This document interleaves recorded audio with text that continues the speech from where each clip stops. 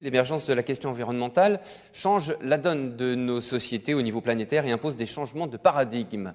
Quelle est la contribution de la recherche? Cette question, nous l'avons posée à Bernard Maris, économiste et chroniqueur à France Inter. Il va vous livrer son point de vue sur cette question.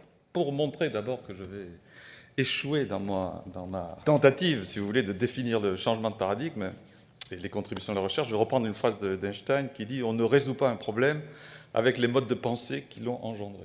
Donc à partir de là, je sais qu'il me faudrait une sorte de métalangue pour essayer de comprendre quel est le changement de paradigme auquel nous allons assister. Vous savez que c'est la vieille thèse de Thomas Kuhn qui impose une rupture. Il faut avoir un regard éloigné pour comprendre le changement de société. Alors, mais où en sommes-nous? Là, où en sommes-nous? Nous sommes dans un paradigme que je qualifierais de techno-capitaliste. Qu'est-ce que ça veut dire? Ça veut dire que nous sommes posés sur deux mythes de l'abondance. Un mythe qui a été posé par Jean-Baptiste Say, l'autre par Karl Marx. C'est l'idée d'un mythe libéral et un mythe socialiste qui se rejoignent finalement, qui sont l'un et l'autre matérialistes, abondancistes, et qui sont des mythes de la croissance et du progrès indéfini. C'est-à-dire que l'homme va faire des progrès jusqu'à ce qu'il devienne, je ne sais pas moi, Dieu, quelque chose comme ça, quoi. Et dans ces deux mythes, la Terre est inépuisable. Dans les deux mythes, le mythe libéral ou le mythe matérialiste, la Terre est inépuisable, c'est-à-dire que la croissance, finalement, permettra la prise au tas, l'abondance matérielle. Pour Marx, la frustration disparaîtra, l'homme deviendra bon, ça sera à chacun selon ses besoins. Les hommes resteront perpétuellement en paix, pour Jean-Baptiste Say et pour les libéraux, il n'y aura plus jamais de guerre. Les hommes ne se détesteront plus, ils ne s'exploiteront plus, dirait Marx. Et puis, il y a eu d'autres penseurs qui ont pensé que le mythe de l'abondance était peut-être quelque chose de pas tout à fait vrai, par exemple George Skurugen ou même Keynes, un économiste que j'aime beaucoup. La première question que je vais poser, si vous le permettez, c'est comment définir notre paradigme techno-capitaliste? Quelle est l'essence du capitalisme?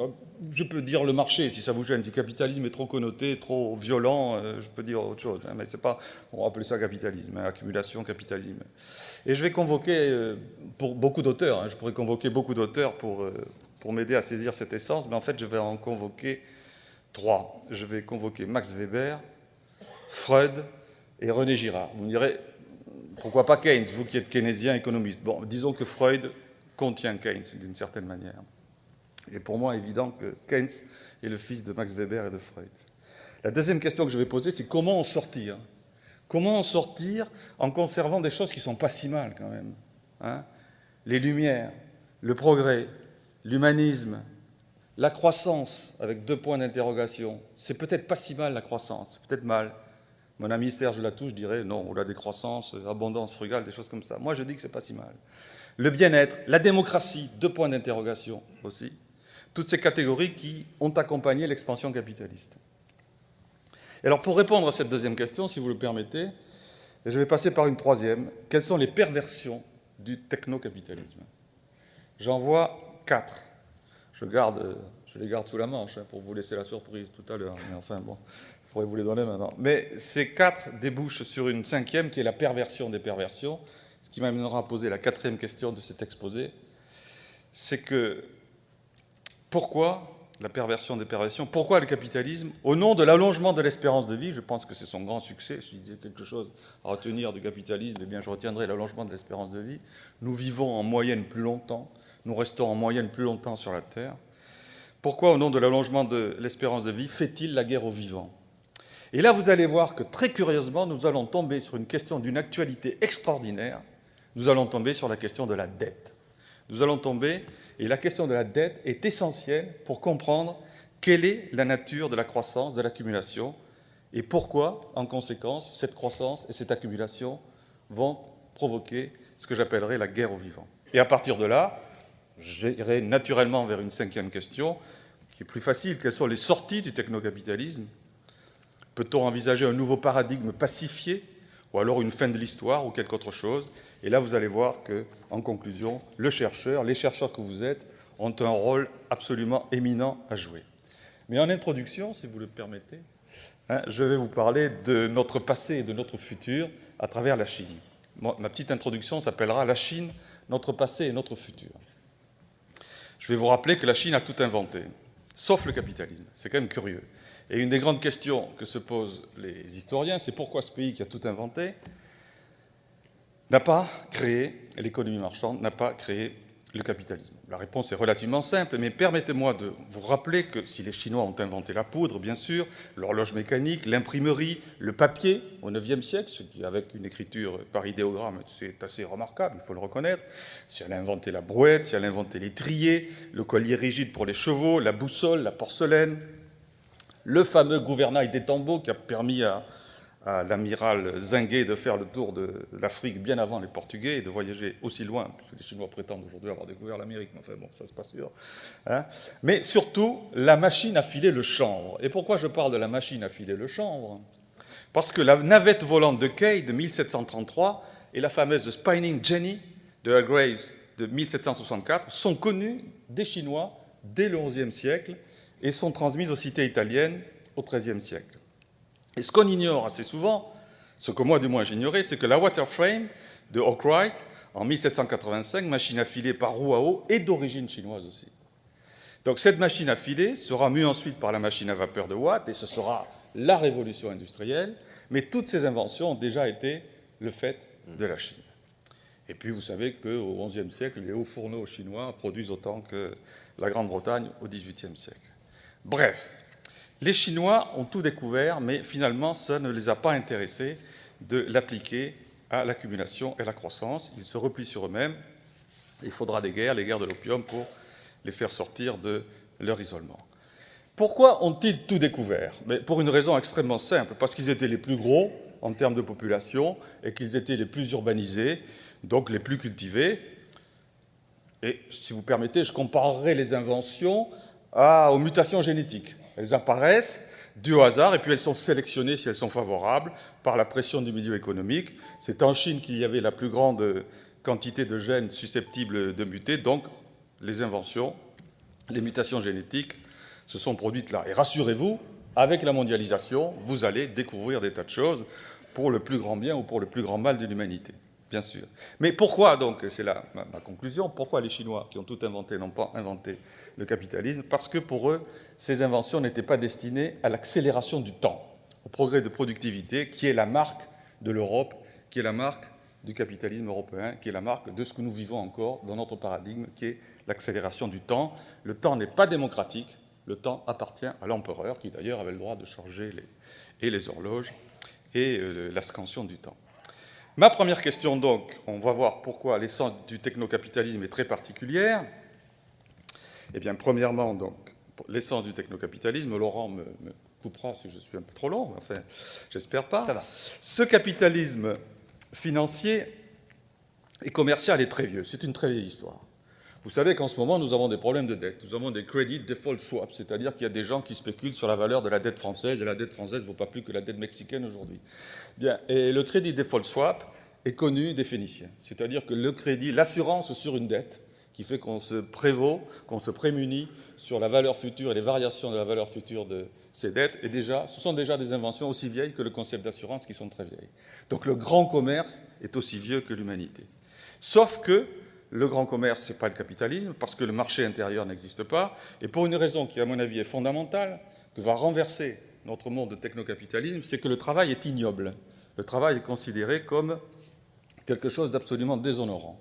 C'est Homo hierarchicus, qui précède Homo servus, Homo laborans et Homo economicus. Je suis Homo economicus, je ne suis pas l'homme du futur paradigme, je suis encore Homo economicus. Le travail est ignoble, le négoce est ignoble. Le négoce, étymologiquement, ça veut... Alors, ignoble au sens étymologique, ça veut dire que ce n'est pas noble. Et négoce, ça veut dire que c'est celui qui nie l'oisiveté.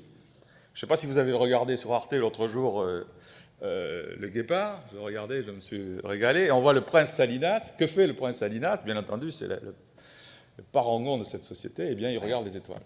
Et donc, effectivement, il regarde les étoiles. Aujourd'hui, regarder les étoiles, ce n'est pas quelque chose de terrible, d'autant qu'on ne les voit plus. La ville, aujourd'hui, interdit de regarder les étoiles. Alors, la ville européenne, en revanche, a inventé la liberté, elle a inventé l'égalité, elle a inventé l'individu, elle a inventé le marché intérieur.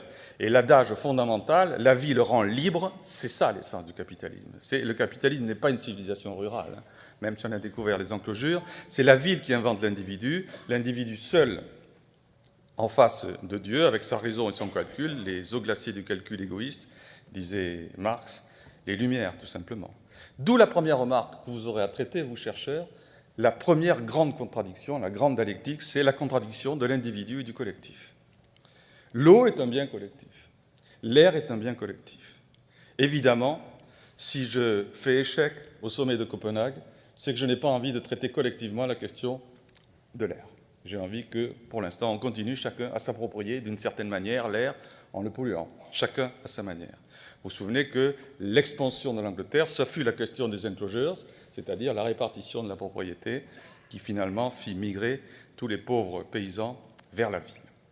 Deuxièmement, la ville invente le marché et le marché est absolument égalitaire. Je crois qu'il faut comprendre que nous sommes dans une société où le mythe fondamental, l'un des mythes fondateurs, au-delà de l'accumulation éternelle, c'est le mythe de l'égalité. Et particulièrement en France, qui est particulièrement marquée par ce mythe de l'égalité. Mais ce qui a fait le capitalisme et le technocapitalisme, c'est la laïcisation du temps, le fait que le temps est devenu démocratique. Et que le temps du capital est un temps qui n'est pas cyclique, c'est un temps linéaire. Et vous avez là, chers chercheurs, la troisième grande contradiction entre le temps de l'économie et le temps de l'écologie, c'est que le temps de l'économie, c'est un temps linéaire, un temps de l'accumulation, un temps de la croissance, alors que le temps de l'écologie, c'est un temps du cycle, du recommencement. Et le temps de l'économie est un temps de la réversibilité, c'est un temps réversible, c'est le vieux temps de la physique, où la boule peut revenir au centre une fois qu'elle a fait le tour du bol. L'offre et la demande font qu'après que les prix ont augmenté, les prix vont baisser. C'est ça la réversibilité du temps que connaissent bien les économistes, qui fait que le marché s'autorégule. C'est ça la réversibilité. Alors que le temps de la nature, c'est le temps de l'irréversibilité. Et ça aussi, c'est une contradiction qui, effectivement, fait qu'on ne peut pas comprendre, dans notre vieux paradigme, qui est le paradigme du temps linéaire, quelque chose qui lui échappe. Voilà, alors nous sommes dans cette société avec une conséquence essentielle du temps linéaire, c'est que le travail va devenir notre raison de vivre, notre raison d'être, le travail qui est un refus de la consommation de la vie, un refus de la vie, un détour de temps. Qu'est-ce que le capital? Sinon un détour de temps. Je refuse de consacrer mon temps à exister, je détourne du temps pour accumuler. Le capital est du travail cristallisé, disait Marx. Je pense qu'on ne peut pas mieux dire. On cristallise du travail dans l'accumulation. Je pense que le retard de l'islam tient en grande partie au fait que le temps n'y est pas encore tout à fait laïcisé, alors qu'il a été laïcisé depuis très longtemps dans les sociétés européennes, avec les beffrois qui montrent les horloges, etc. Le temps est démocratisé. Et nous verrons que la démocratie a quelque chose à voir avec le changement de paradigme aussi. Bien, et bien voilà, la révolution industrielle est toute simple, c'est que les Européens ont découvert l'application systématique de l'économie de temps à la croissance. La révolution industrielle britannique, c'est l'accroissement de la productivité. Ce que vous cherchez, vous chercheurs en général, c'est de l'accroissement de productivité. Vous cherchez à être plus efficace, à améliorer l'efficacité, donc vous cherchez à gagner du temps. La mondialisation, c'est une nouvelle étape de la division du travail. C'est le moment où enfin les Chinois se sont mis au travail. Je dirais que les 30 glorieuses, c'est le moment où les femmes françaises sont passées majoritairement sur le marché du travail, ce qui a permis aux hommes d'avoir de belles retraites ensuite. Et puis, en ce moment, eh bien, le fait que les Chinois aillent au travail, voilà, qui fait que c'est le grand moment de la mondialisation. Je ne dis pas que les hommes s'arrêteront de découvrir des choses par hasard. Ce que nos amis anglo-saxons appellent la sérendipité. On cherche quelque chose et on trouve quelque chose à côté. On trouve la grotte de Lascaux alors qu'on ne cherchait pas la grotte de Lascaux. On trouve la grotte Chauvet parce qu'on cherchait plus ou moins la grotte Chauvet, puisque Chauvet était en train de faire des explorations dans le temps. Mais en même temps, chers chercheurs, vous le savez encore mieux que moi, vous qui publiez ou sinon vous périssez, eh bien notre époque est une époque de recherche systématique et appliquée. L'industrie exige de vous des découvertes. Il faut que vous publiez, il faut que vous accumuliez les publications, comme, bien entendu, le capital accumule de l'argent.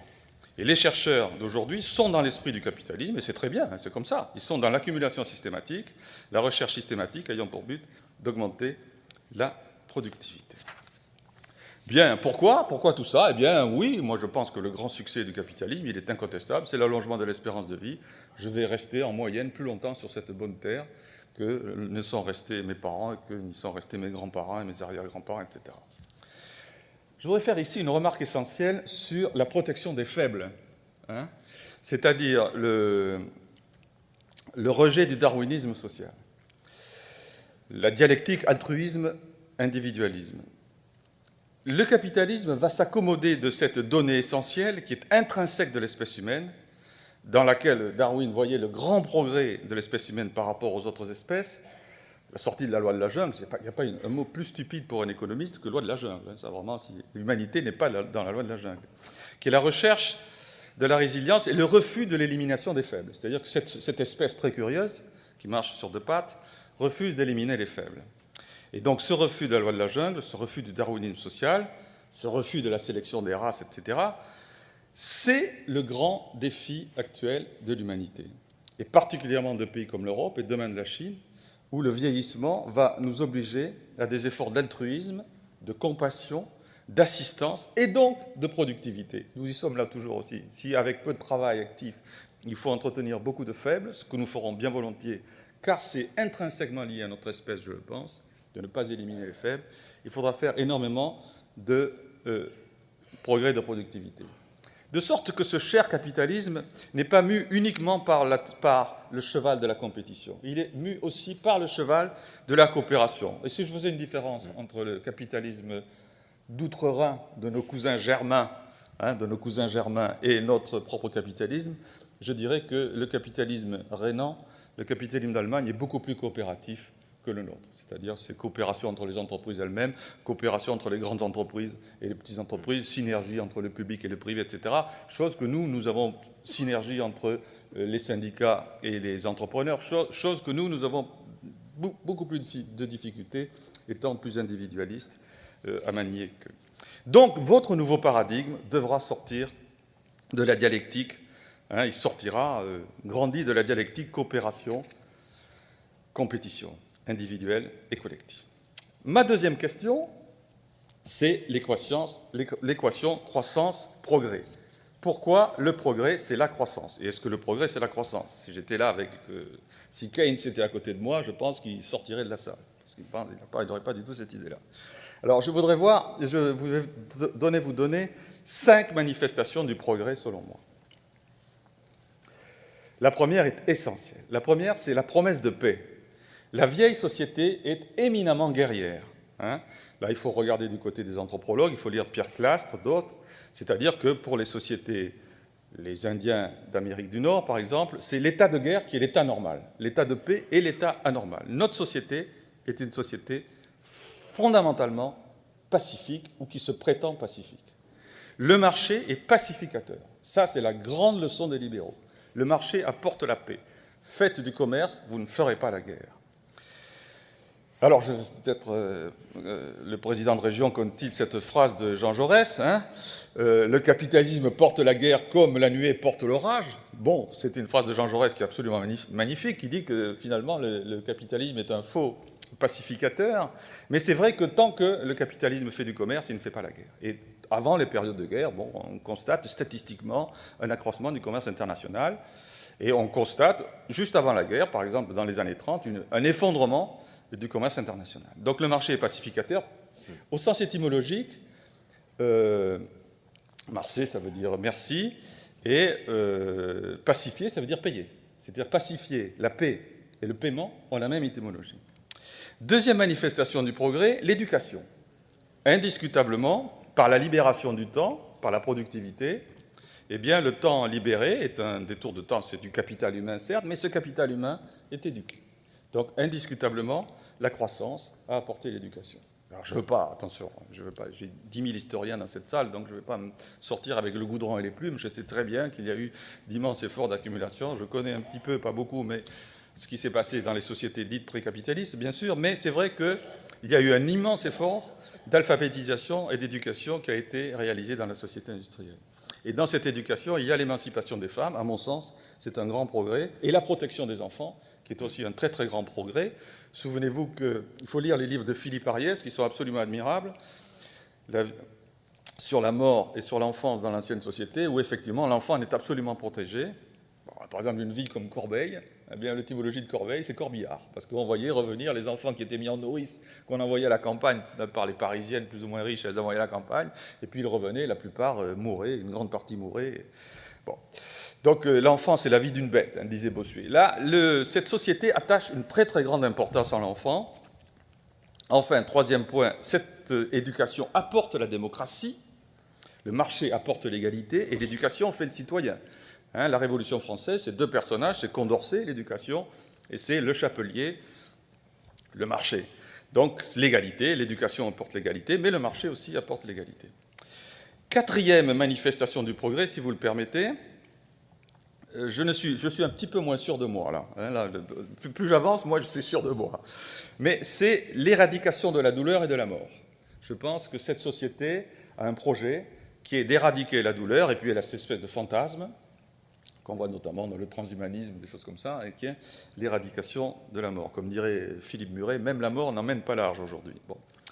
Donc, alors, l'éradication de la douleur et de la mort, c'est l'allongement de la vie, et c'est le paradoxe de l'espérance de vie, c'est-à-dire que ce n'est pas la qualité de votre vie qui est importante, c'est la quantité de votre vie, c'est le règne de la quantité. Et cinquième progrès, dont je vois quelques lueurs se décider, mais qui pour moi est essentiel, c'est le sort fait aux animaux. C'est-à-dire que, alors comme disait l'un des plus grands inventeurs de tous les temps, viendra un temps où les hommes considéreront les animaux comme des frères, un jour viendra où les hommes tels que moi proscriront le meurtre des animaux comme ils proscrivent aujourd'hui le meurtre de leurs semblables.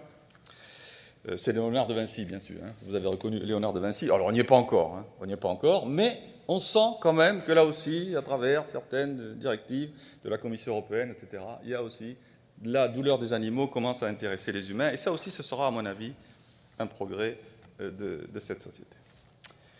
Mais voilà, troisièmement, le progrès au prix de 4 perversions.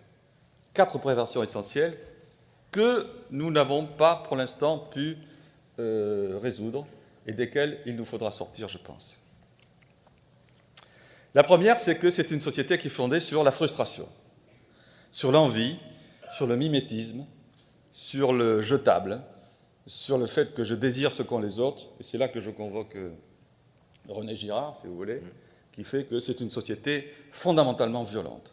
Je ne peux pas être pacifié. Comme disaient les pères de l'Église, l'envie, c'est la croix des envieux. C'était le seul péché, l'envie, qui n'était pas puni parce que les envieux se punissaient eux-mêmes. Mais c'est vrai que c'est une société de la frustration et qui ne peut exister que par le renouvellement perpétuel des besoins et par le fait qu'il faut aguicher perpétuellement les besoins. Bon, je suppose que vous avez, Laurent, un téléphone portable, et vous avez toujours vécu avec un téléphone portable, parce que vous êtes d'une génération où on a toujours vécu avec un téléphone portable. Mais moi, j'ai passé une grande partie de ma vie sans téléphone portable, je me portais très très bien, si je puis le dire. Bon. Deuxième perversion de cette société, la servitude. Malheureusement, Homo economicus est rationnel, Homo economicus est libre. Bien sûr, je sais bien que c'est le travailleur libre qui choisit son patron et que le travailleur choisit aussi son patron, que le patron choisit son travailleur. Mais, de fait, le travail est quelque chose de pénible et le travail est une souffrance. Pas pour les chercheurs, justement. Alors là, hélas, je suis dans un monde où tout le monde me dit, il raconte des blagues. Parce que c'est vrai que c'est l'un des rares travaux, ou pas pour le journaliste, ou pas pour ou pas pour le poète, ou pas pour l'écrivain, et certainement pas pour le chercheur. Le travail n'est pas en général une souffrance, sauf quand il doit faire sa thèse, accumuler des publications pour passer maître assistant, maître de conf, et ensuite professeur. Là, il est obligé d'en baver un peu, mais une fois qu'il a franchi le cap, il est tranquille. Troisième perversion, c'est la captation de la libido. Alors ça, je ne vais pas insister là-dessus. C'est dans Freud, c'est dans Malaise dans la culture. Freud dit, Malaise dans la civilisation, qui est devenu Malaise dans la culture, Freud dit que le capitalisme ne peut exister que parce qu'il transforme cette magnifique énergie qui est en l'homme, qui est la libido, il la transforme en désir de travailler. Mais heureusement, au passage aussi, il canalise les pulsions de violence de l'homme. Et ces pulsions de violence sont canalisées dans la culture. Et dit Freud, dans ce petit ouvrage qui est absolument admirable, la première forme de la culture, c'est la technique. L'homme a inventé la technique qui est la première forme de la culture. Donc là aussi, notre libido, notre agressivité, tout ça passe dans le travail. Et il vaut mieux, comme disait Keynes, exercer sa tyrannie sur son compte en banque que sur ses voisins. D'accord là-dessus. C'est plus tranquille. Bien. Et il vaut mieux, avec les Allemands, faire du commerce que de temps en temps faire une bonne guerre. C'est le dernier livre de René Girard sur Clausewitz qui montre que la vieille haine fraternelle des Français et des Allemands, c'est une haine tout simplement mimétique. Quatrième perversion, qui est peut-être assez grave, celle-ci, c'est que ce système des objets peut conduire à une chosification des hommes. Ce que Marx appelait le fétichisme. Le fait que le système des objets, qui est constamment renouvelé, finalement, fait que les hommes ne décident plus, mais que ce sont les objets qui décident pour les hommes. Réfléchissez à ça. Peut-être que la fin de la démocratie est dans cette massification des objets, dans le fait qu'il faille sans cesse passer par les objets, et dans le fait que le marché fait qu'on a le droit de ne plus regarder les hommes dans les yeux. Comme le disait Simmel, l'argent, c'est la grande invention des hommes qui leur permet de ne plus regarder les hommes dans les yeux. Effectivement, je passe par l'argent, ça me permet d'éviter la hiérarchie, ça me permet d'éviter la compassion, ça me permet d'éviter tout ce que vous voulez. Et donc, cette chosification des hommes, je pense que là, il y a un vrai danger d'aller vers ce que j'appellerais le dictateur bienveillant. Vous voyez, le gentil dictateur. Ce n'est même pas le despote éclairé, c'est le dictateur bienveillant qui vous dit ce qu'il faut faire et qui supprime la démocratie. Et pour moi, la Chine est un exemple de dictature bienveillante. Quatrièmement, perversion des perversions, et j'en viens à votre travail de chercheur, vous qui cherchez sur la nature, vous qui cherchez sur l'eau notamment, la guerre aux vivants au nom de l'espérance de vie. Pourquoi la guerre aux vivants au nom de l'espérance de vie? Eh bien, je crois que nous avons choisi d'occulter la violence et la mort, c'est très bien, et à partir de là se pose la question de notre dette et de la guerre aux vivants. Pourquoi le technocapitalisme fait-il la guerre aux vivants? Et là, je voudrais vous donner un slogan qui, pour moi, est essentiel. Qui sera le slogan du nouveau paradigme, du futur paradigme, mais qui n'est pas un autre slogan, qui est le suivant? C'est « Nous empruntons la terre à nos enfants ». Nous empruntons la terre à nos enfants. Donc, je suis en train de parler de dette, là. Hein, nous empruntons la terre à nos enfants, c'est-à-dire c'est un renversement symbolique de la dette, extraordinaire, qui fait que le débiteur devient créancier. Mais qu'est-ce que la dette? Qu'est-ce que la dette? Ah, réfléchissons, ça vaut le coup.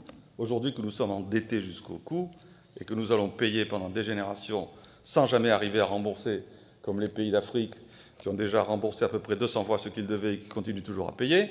Donc il faut réfléchir à ce que c'est que la dette. Qu'est-ce que la dette? Eh bien, c'est absolument faux. Nous n'empruntons pas la terre à nos enfants. C'est faux ce que je dis. C'est exactement le contraire. Ce sont les enfants qui nous empruntent, qui héritent de cette terre polluée que nous leur laissons. Mais il faudrait renverser ceci. Nous empruntons en fait la terre à nos parents, bien entendu. Nous sommes débiteurs de nos parents, et nous sommes débiteurs de nos parents parce qu'ils nous ont donné la vie. Et là, Freud ajoute la vie au sens large, c'est-à-dire que nous sommes débiteurs de la nature, les parents, Dieu si vous préférez, nous sommes débiteurs de Dieu, nous sommes arrivés sur Terre et nous avons une dette, nous arrivons sur Terre avec une dette.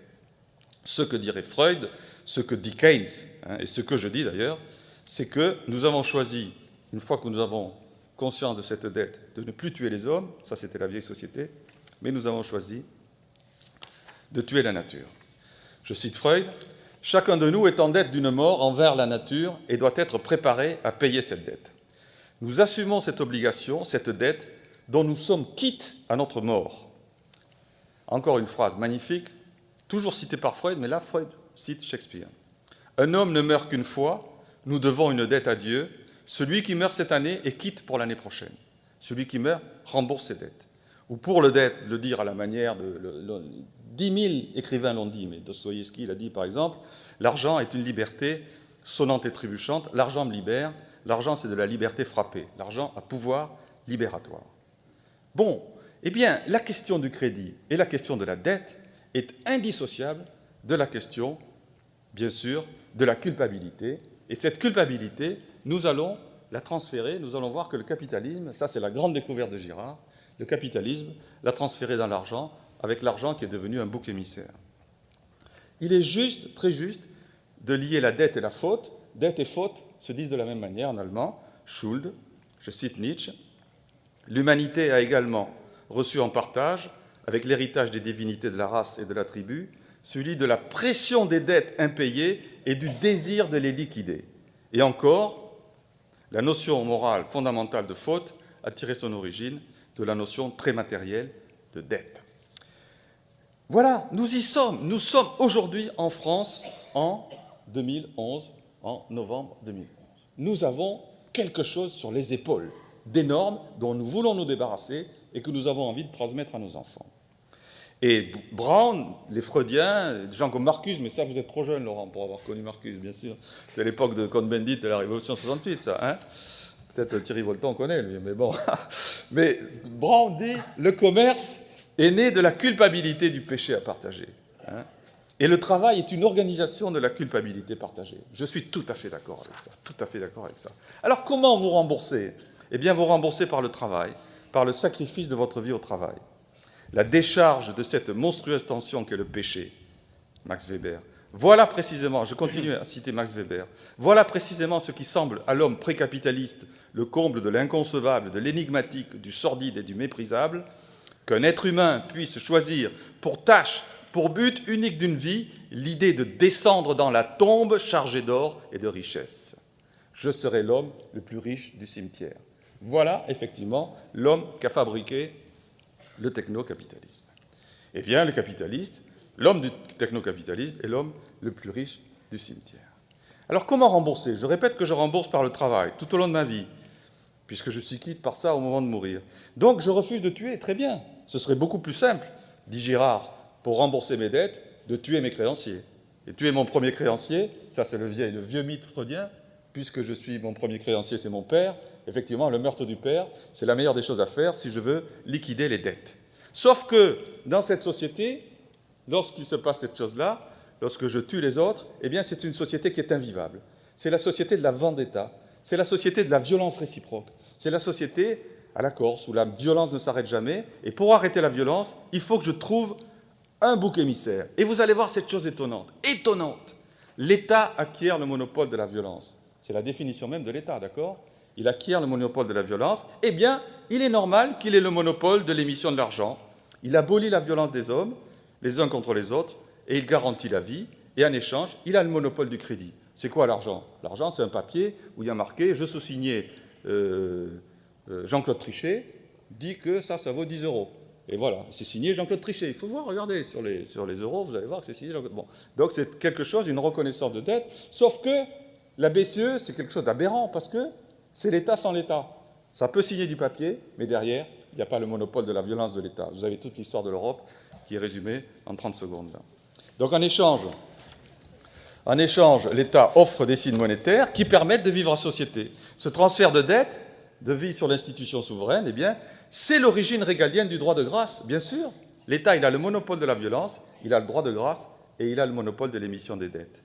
Eh bien, je pourrais rembourser en tuant les autres, c'est la vendetta. Non, je ne fais pas ça. Je vais rembourser en courant derrière l'argent. Je vais courir derrière l'argent. Ce sera mon bouc émissaire.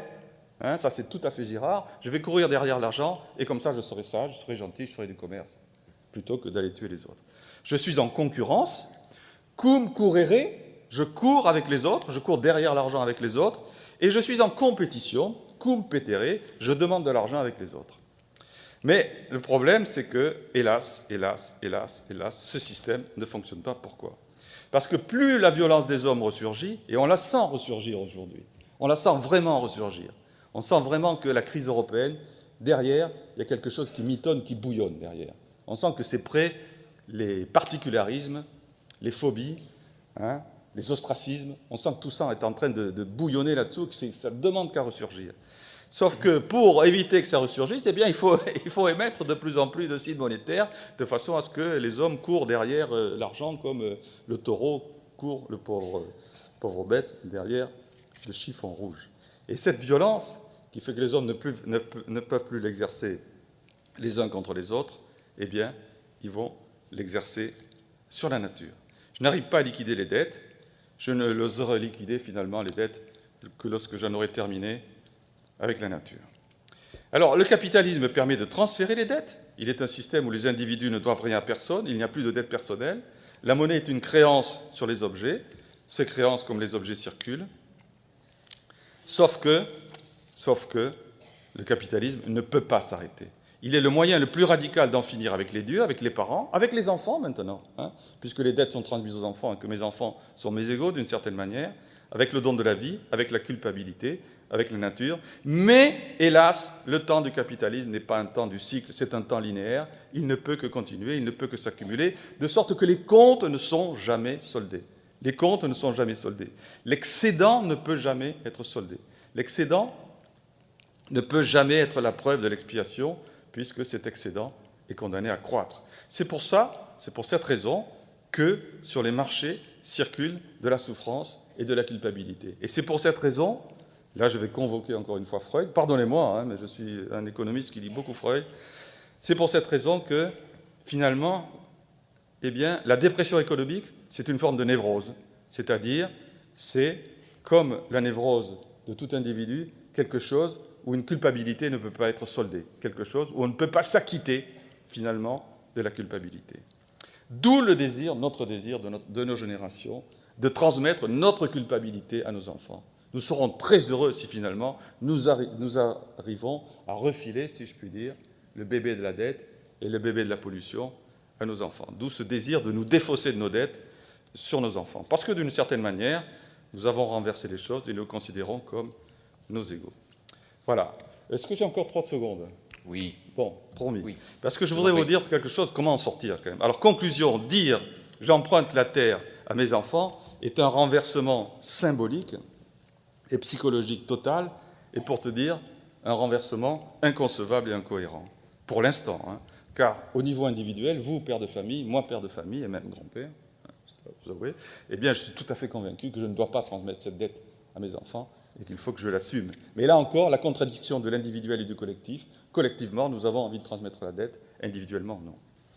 Alors, pour pouvoir faire ce renversement essentiel, il faudrait redécouvrir que la nature est un luxe. Et là, je vais être, pardonnez-moi, pessimiste. Vous dites, bon, il n'arrête pas d'être pessimiste, il va être encore plus pessimiste, il commence à nous agacer celui-là. Non, mais vous allez voir. Il faut redécouvrir, je crois fondamentalement, que la nature est un luxe. Vous vous souvenez des phrases lorsque les Indiens Navajo eh bien, se déplaçaient, ils disaient « nous marchons dans la beauté ». Sauf que c'était des sociétés purement guerrières qui tuaient les autres hommes et qui les mangeaient. Bien sûr, c'était des sociétés cannibales. Alors, la société capitaliste détruit la nature parce qu'elle refuse de détruire les surplus. Très bien. Et la nature, c'est la forme essentielle de son luxe. Toutes les sociétés archaïques sont fondées sur le souci de ne pas accumuler. Et la non-accumulation est de préserver, la non-accumulation, c'est la manière de préserver la nature. De sociétés qui sont fondamentalement parasitaires et qui sont des sociétés d'abondance aussi, qui ne sont pas des sociétés pauvres, contrairement à ce qu'on croit. Ce sont des sociétés d'abondance. Sauf que dans ces sociétés, le luxe, c'est la guerre. Très différent des sociétés paysannes, à la romaine. Lorsque les Romains inaugurent le Colisée, ils tuent un peu plus de 9000 bêtes sauvages magnifiques, des panthères, des lions, tout ce qu'ils ont pu ramasser en Afrique. Ils en tuent pratiquement 10 000 bêtes magnifiques. Donc ce sont eux qui ont dépeuplé l'Afrique plus que nous. Ils se sont régalés, si je puis dire. Alors notre société fait la guerre à la terre, le saccage des forêts, l'empoisonnement des eaux, des océans, etc., la destruction des ressources halieutiques, autant de dépenses somptuaires. C'est-à-dire que lorsque je détruis une forêt, il faut bien voir ça comme dépense somptuaire. Je détruis quelque chose de luxueux, je détruis de l'exubérance, je détruis de la beauté. On va dire un mot sur la beauté, car les chercheurs vont avoir affaire à la beauté bientôt. Eh bien, malheureusement, cette société, et là je vais faire quelque chose de très politiquement incorrect, j'en suis navré auprès de tous les représentants élus démocratiquement dans cette salle. C'est très incorrect, parce que cette société est profondément démocratique. Notre société est démocratique. Lorsque mon ami Hervé Kempf écrit « C'est riche qui tue la planète », il a tort. Il a tort. C'est faux. Alors c'est vrai au sens où les riches sont de mauvais modèles et qu'il ne faudrait pas se balader en Ferrari dans les rues encombrées de Paris. C'est vrai que c'est ridicule, ça. Il faudrait qu'ils vivent comme des moines pour que le peuple vive comme des moines. D'accord, c'est un effet de démonstration, etc. Mais en fait, c'est l'accroissement phénoménal de population qui tue la planète. Et c'est le luxe le plus démocratique qui soit. En ce sens, ce n'est pas un luxe. Mais c'est bien notre part maudite moderne, notre part maudite noire, discrète, qui n'est pas étincelante comme la guerre des Indiens Navajo ou des Apaches. C'est bien notre destruction de la nature à notre manière. Et je reviens à la Chine, que j'avais citée au début. Je reviens à la Chine. La Chine n'a pas besoin des individus citoyens. La Chine a besoin des individus consommateurs. Elle n'a aucun besoin des individus citoyens et elle réalise l'extraordinaire prédiction de Tocqueville, la Chine, je trouve, qui, dans De la démocratie en Amérique, prévoyait l'émergence d'individus libres de consommer ce qu'on leur offre, c'est-à-dire une pseudo-variété de produits identiques, Pepsi plutôt que Coca, ou Mac plutôt que PC, ou Orange plutôt que Bouygues, que sais-je. Et je cite Tocqueville, cette phrase magnifique, « La foule innombrable des hommes semblables et égaux qui tournent sans repos sur eux-mêmes pour se procurer de petits et vulgaires plaisirs dont ils emplissent leur âme. Le pouvoir, c'est surtout ça qui est important dans cette phrase, c'est ça, le pouvoir aime que les citoyens se réjouissent, pourvu qu'ils ne songent qu'à se réjouir. » Eh bien, je crois que la menace chinoise, c'est aussi la menace de ce monde apolitique où ce sera le dictateur bienveillant qui décidera de la consommation des masses. Et que le chercheur a un rôle éminent, éminentissime à jouer pour éviter de participer à l'avènement du despotisme bienveillant. Alors, voilà, hein, le problème, c'est que le luxe, ça pose un vrai problème, la Terre, parce que le luxe est, hélas, inégalitaire et improductif. Et il n'est pas démocratique non plus. Donc, voilà le paradigme qu'il nous faut trouver. Hein, cette grande contradiction. Il faut marier la production avec le luxe, hein, avec le livre de la nature, et il faut réconcilier le luxe et la démocratie. C'est un enjeu extraordinaire.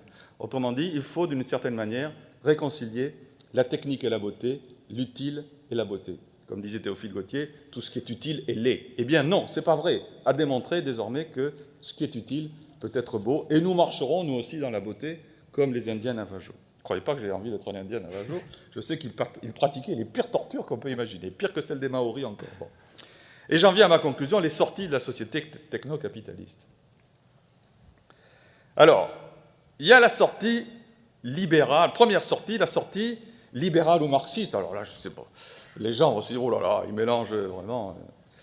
Non, c'est des sorties optimistes. C'est des sorties optimistes. Hein, sortie libérale ou marxiste, où les gains infinis de productivité vont faire qu'on va toujours s'en sortir.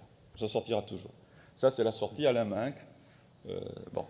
Il me dit, bon, mais vous inquiétez pas, il y aura des gains de productivité, vous inquiétez pas, il y aura des gains de productivité. Oui, il n'a pas tort, il y a eu beaucoup de gains de productivité, mais sauf que parfois, il y a aussi des irréversibilités, hélas. Bon. Sortie libérale ou marxiste, les gains de productivité. La deuxième sortie, c'est la sortie pessimiste. Il y a des pessimistes.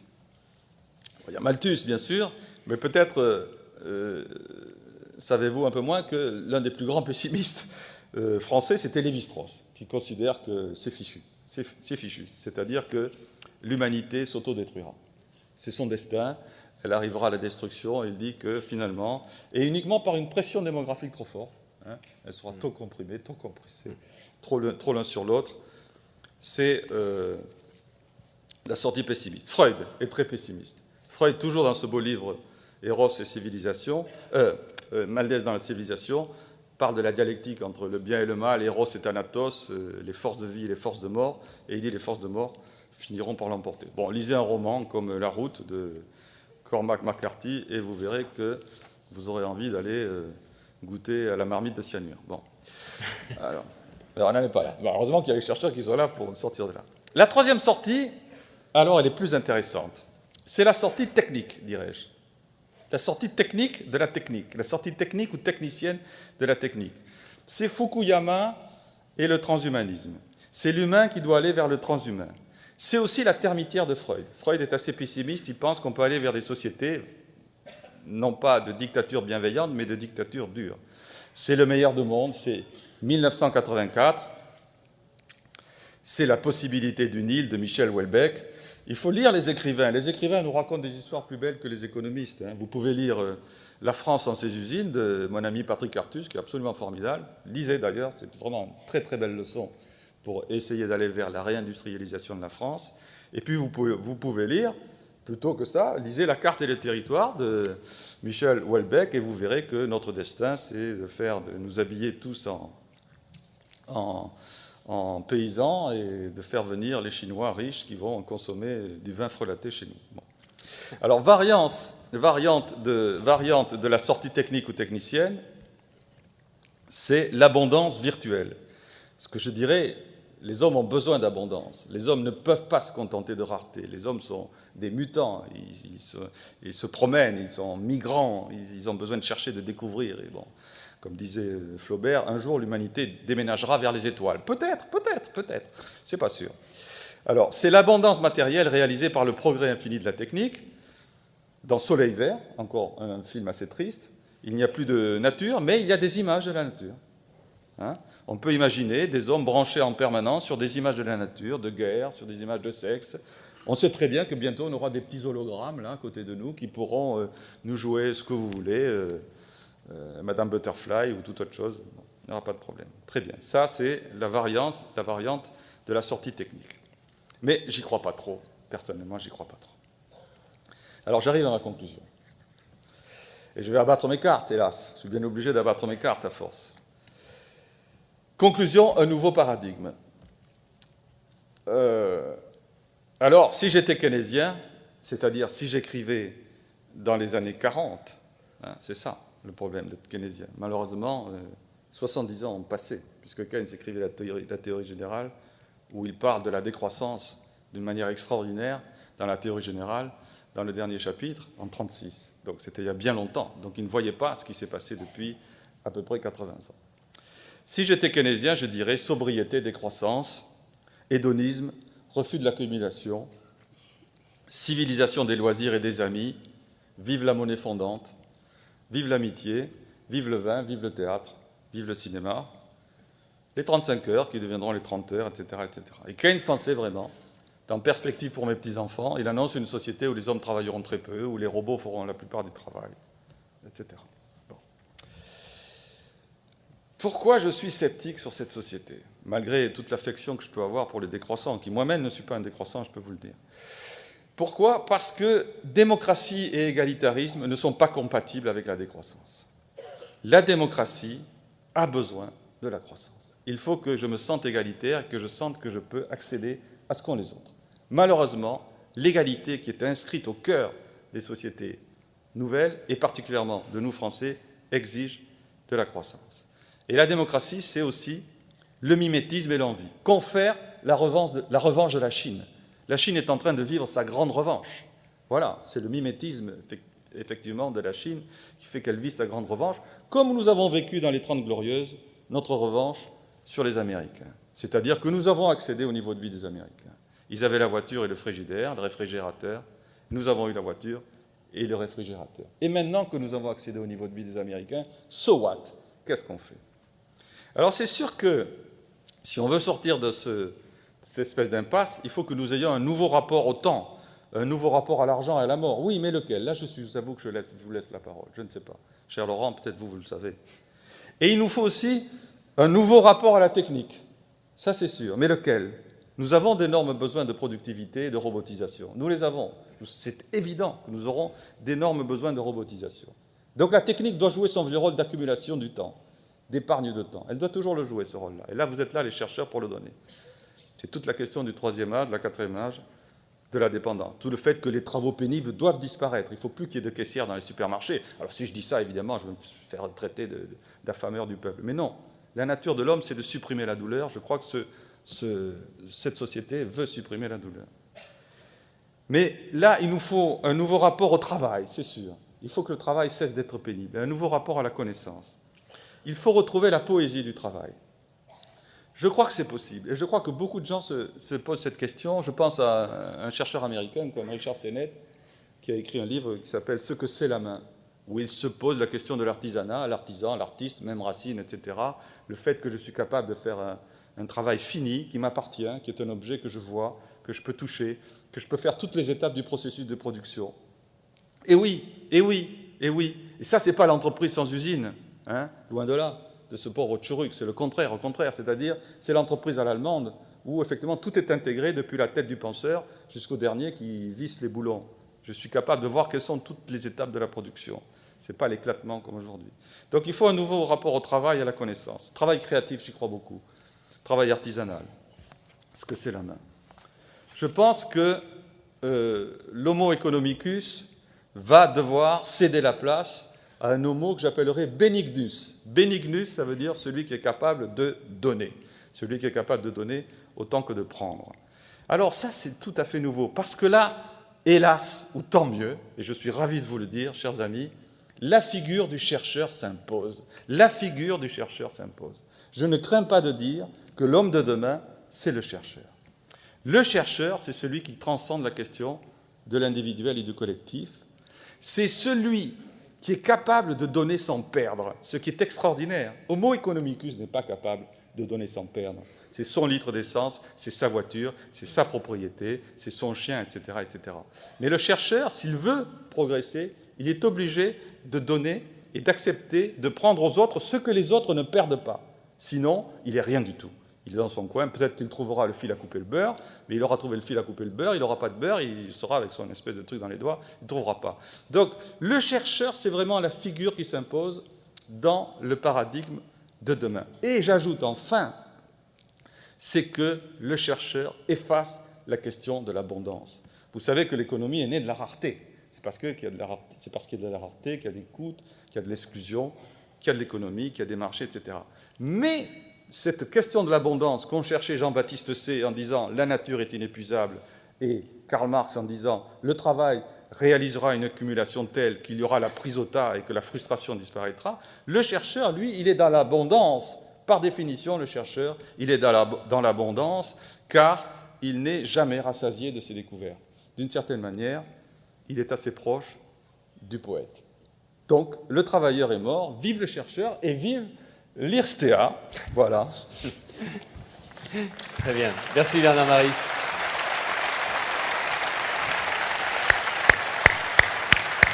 Merci.